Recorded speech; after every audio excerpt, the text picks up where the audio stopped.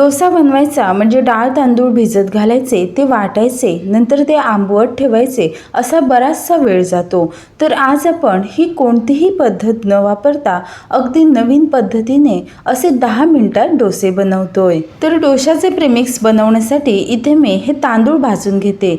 तर इथे मी बरोबर 3 वाट्या हे तांदूळ घेतलेत. रेशनचे तांदूळ किंवा नेहमीच्या जेवणाचे तांदूळ कसेही वापरू शकता, फक्त चिकट भात होईल असे तांदूळ वापरायचे नाही. गॅस कमीच ठेवला आहे आणि साधारण 3 ते 4 मिनिटे हे तांदूळ सतत असे परतल्यावर बघा हे असे फुलतात आणि दाताखाली घेतल्यावर कटकन वाजतात. आता हे तांदूळ बाहेर काढायचे आणि याच कढईमध्ये डाळी भाजणार आहे. तर इथे मी 3 वाटी तांदळासाठी बरोबर 1 वाटी ही उडीद डाळ घेतली. बरं, हे डाळ तांदूळ सर्व मी ओल्या कापडाने स्वच्छ पुसून नंतर ते फॅन खाली वाळवून घेतले आहेत. आता ही डाळसुद्धा सतत अशी परतली म्हणजे त्याचा रंग न बदलता आतपर्यंत अशी भाजली जाते. डाळ पूर्ण अशी भाजली की डाळ बाहेर काढायची आणि यामध्येच मी पोहे घालते. तर बरोबर 1 वाटी पोहे आहे. पोहे वापरले म्हणजे डोसे वरून छान कुरकुरीत होतात. पोहे हलके असल्यामुळे भाजायला फार वेळ लागत नाही.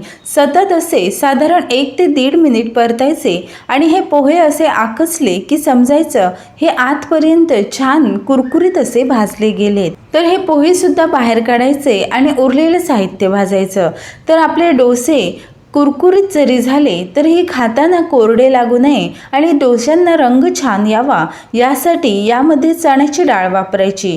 तर बरोबर पाव वाटी चण्याची डाळ घातली. सोबतच 1 चमचा भरून मेथी दाणे घातलेत. हे सर्व साहित्य भाजताना गॅस मात्र कमीच ठेवायचे आहे. चणा डाळ आणि मेथी दाणे सुद्धा सतत असे परतत मी व्यवस्थित भाजून घेतले. आता हे बाहेर काढायचे आणि हे सर्व साहित्य पूर्णपणे थंड करायचं. आणि या सगळ्याचं प्रमाण सांगायचं म्हटलं तर 3 वाटी तांदूळ वापरले, 1 वाटी उडीद डाळ, 1 वाटी पोहे, पाव वाटी चण्याची डाळ आणि 1 चमचा भरून मेथी दाणे वापरलेत.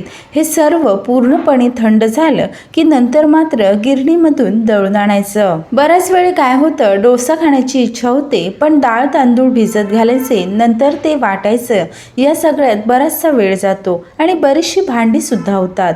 पण ही पद्धत वापरली म्हणजे 10 ते 12 मिनिटात अगदी झटपट डोसा तयार होतो. खरं तर हे डाळ तांदूळ मिक्सरला सुद्धा लावू शकता, पण शक्यतो असं गिरणीतून दळून आणलं म्हणजे फार पटकन काम होतं. आता या पिठाचे डोसे कसे बनवायचे ते आपण पाहू.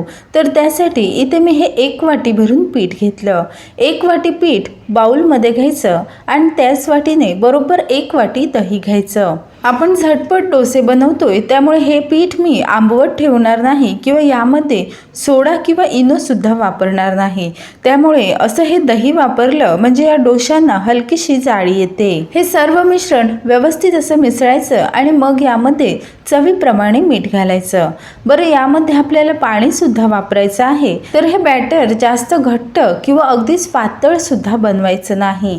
याचा अंदाज घेऊनच लागेल तसं पाणी घालायचं. तर सुरुवातीला मी 1 वाटी भरून दही घेतलं होतं आणि नंतर थोडं थोडं करून 1 वाटी भरून पाणी घातलं. तर हे बॅटर असं तयार आहे. आता लगेचच याचे डोसे न करता यावर झाकण ठेवायचं आणि बरोबर 10 मिनिटे बाजूला ठेवायचं. यामध्ये मेथी आहे, आपण दही सुद्धा वापरलं आहे, त्यामुळे हे पीठ हलकंसं फर्मेंट होतं. पळीने याची कन्सिस्टन्सी दाखवते बघा. नेहमी आपण डोशासाठी जसं पीठ बनवतो त्या पद्धतीचंच पीठ झालंय. आता डोसे करण्यासाठी तवा व्यवस्थित गरम करायचा, नंतर गॅस कमी करायचा आणि यावर थोडंसं असं पाणी शिंपडायचं म्हणजे तव्याचं टेम्परेचर कमी होतं. आता हे पाणी पुसायचं आणि मग यावर असं पीठ घालायचं. बरं, हे डोसे घालताना सुद्धा आपल्याला पातळ जाड जसे डोसे हवे त्या पद्धतीचे डोसे पसरायचे. आपण नेहमी जे पीठ आंबून डोसे बनवतो त्याला भरपूर अशी जाळी येते, पण या डोशाला बघा हलकीशी अशी अगदी छोटे छोटे बुडबुडे येतात. गॅस कमीच ठेवलेला आहे. यावर झाकण ठेवायचं म्हणजे वरची बाजू सुद्धा छान अशी शिजली जाते.